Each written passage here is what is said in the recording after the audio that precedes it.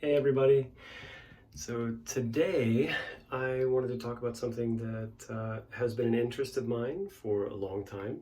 Some of you who've known me since I was a kid know that I've been obsessed with cinema and especially animation for a long time. Um, I love movies and television and like the art of visual storytelling. And I really enjoy consuming that kind of media and going out of my way to find interesting stuff, and also just analyzing the stuff that's part of like the pop culture zeitgeist. So for people who grew up in the U.S. and a lot of English-speaking countries and all around the world, Disney has been a big part of their lives growing up.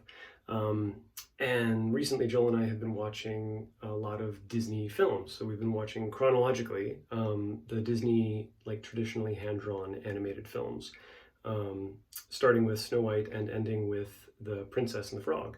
And most recently, we just watched Hercules, which was a really interesting experience just on its own for finding out all the little mistakes that the animation crew made to like noticing all the weird idiosyncrasies and just fun stuff that's there and little Easter eggs and things that are only there for like 3 frames. Really interesting film to analyze and to watch, but also one of my favorite Disney movies. And I think it's really interesting watching these films as an adult because they take on a whole different, I don't know, tone. Especially having been more sort of immersed in films that fall outside of that Hollywood, you know, entertainment realm.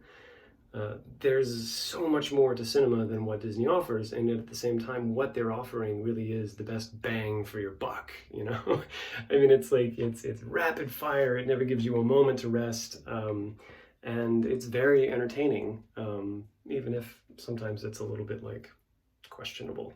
Um, so yeah, it's been really interesting watching those. Once we finish that series, we're going to move on to something very differently, which is the Studio Ghibli films.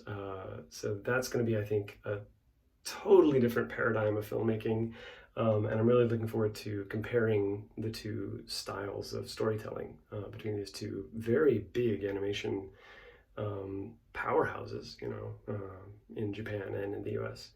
Um, anyway, yeah, I've been watching a lot of that, and just wanted to comment on the fact that yeah, it's been really nostalgic, and a special shout out to my brother who whose name appears in the credits for some of these films, which is always nice being able to look through the title scroll or the end credit scroll and look for his name.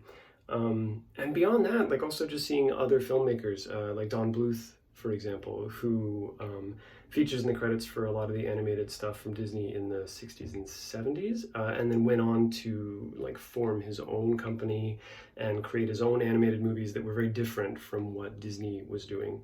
Um, yeah, it's been a really interesting experience. So yeah, I encourage anybody to sort of go back and revisit stuff that they loved as a kid and sort of see what's changed.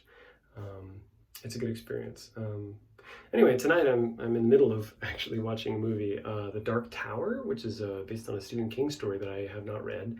Um, and yeah, like I said, I really enjoy looking for new experiences and new stories. And this one's pretty interesting. But actually, the other night I watched one called The Last Witch Hunter, which, from what I discovered doing some quick online searches, that is Wikipedia, apparently was based on a Dungeons and Dragons character of Vin Diesel's, which I think is a really interesting premise for a film.